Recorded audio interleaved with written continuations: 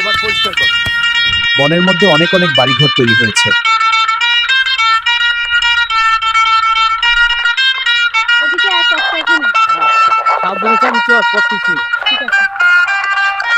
নদী থেকে মাছ ধরে এনে মাছ কেটে কুটে পাক করে। ভাত রান্না হচ্ছে, একটু অপেক্ষা করো।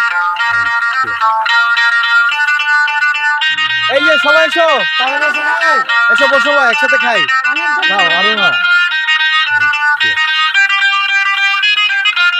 এসো সবাই খেতে বসো। এসো সবাই, গাড়ির চাবি চালু হয়েছে। প্লেট আর গ্লাস না, মাছ আর ভাত দিচ্ছি।